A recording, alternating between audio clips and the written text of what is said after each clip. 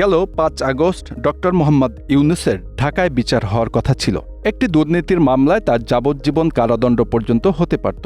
তবে মাত্র ২ দিনের ব্যবধানে তার ভাগ্যের চাকা ঘুরে যায়।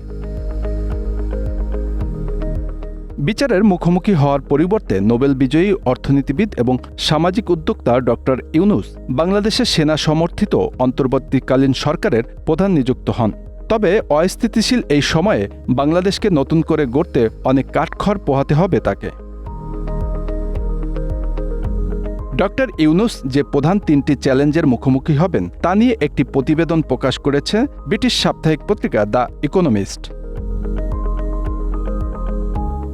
বাংলাদেশের সাংবিধানিক শৃঙ্খলা পুনরুদ্ধার করাটা অনেকাংশেই কঠিন হবে। এর একটি কারণ হতে পারে শেখ হাসিনার আকস্মিক পলায়নের ফলে দেশের নেতৃত্বের যে শূন্যতা তৈরি হয়েছে সেটি পূরণ করা। এই শূন্যতা কে পূরণ করবেন তা এখনও স্পষ্ট নয়। তার আওয়ামী লীগ দল এখন কুখ্যাত হিসাবে পরিচিতি পেয়েছে।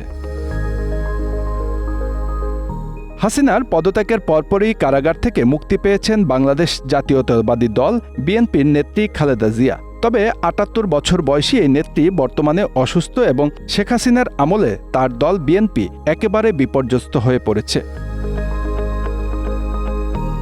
সাবেক প্রধানমন্ত্রীর কর্তৃত্ববাদী শাসন বাংলাদেশে নতুন এবং আরও উদারপন্থী শক্তির উত্থানকে বাধা দিয়েছিল। তবে সাম্প্রতিক বছরগুলোতে ইসলামপন্থী দলগুলো আরও শক্তিশালী হয়ে উঠেছে। তারাও এখন এই নেতৃত্বে শূন্যস্থান পূরণ করতে চাইতে পারে। তবে এই চ্যালেঞ্জটি আরও বড় হয়ে দাঁড়িয়েছে, কেননা বাংলাদেশ এখন চীন, ভারত এবং পশ্চিমাদের মধ্যে একটি ভূরাজনৈতিক রণক্ষেত্রে পরিণত হয়েছে। তবে প্রাথমিকভাবে আশা জাগানিয়া কিছু লক্ষণ দেখা গেছে। প্রধানমন্ত্রী ভারতে পালিয়ে যাওয়ার পর সংযম দেখিয়েছে বাংলাদেশ সেনাবাহিনী। ওই দিনই সেনাপ্রধান জেনারেল ওয়াকার উজ্জামান অন্তর্বর্তী সরকার গঠনের প্রতিশ্রুতি দেন। পরের দিন ডক্টর ইউনূসকে তত্ত্বাবধায়ক প্রশাসনে নেতৃত্ব দেওয়ার মাধ্যমে বিক্ষোভকারীদের দাবির কাছে মাথা নত করেন তিনি। দ্য ইকোনমিস্টের মতে, শপথ নেওয়ার পর ডক্টর ইউনূসের প্রথম কাজ হবে দেশে আবার শান্তিপূর্ণ রাজনীতি নিশ্চিত করা। দেশের সরকারি চাকরিতে কোটার সংস্কার চেয়ে শুরু হওয়া ছাত্র আন্দোলন সরকার পতন আন্দোলনের রূপ নিয়েছিল, যা পরবর্তীতে সহিংসতায় রূপ নেয়।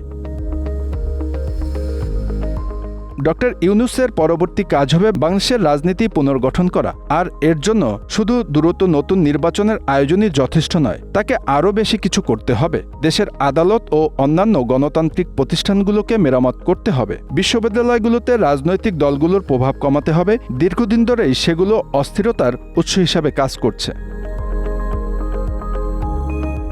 একই সঙ্গে নতুন রাজনৈতিক দলগুলোকে সংগঠিত হওয়ার জন্য সময় ও সুযোগ দিতে হবে। এই পদক্ষেপগুলো ছাড়া একটি নতুন নির্বাচন সহজেই ইসলামপন্থী গোষ্ঠী বা একটি পুনর্গঠিত বিএনপির পক্ষে যেতে পারে। তবে এই শক্তিগুলোও দলকেন্দ্রিকতায় ভুগছে।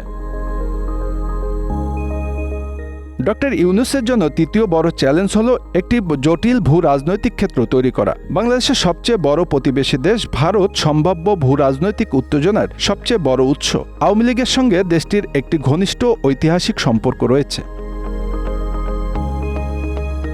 আওয়ামী লীগকে এই অঞ্চলে ইসলামপন্থীদের বিরুদ্ধে একটি ধর্মনিরপেক্ষ শক্তি হিসাবে দেখে ভারত। গত এক দশকে দক্ষিণ এশিয়ায় চীনের ক্রমবর্ধমান প্রভাব থেকে সতর্ক হয়ে ভারত শেখ হাসিনার সরকারের সঙ্গে বাণিজ্য, জ্বালানি ও সামরিক সম্পর্ক সম্প্রসারিত করেছে।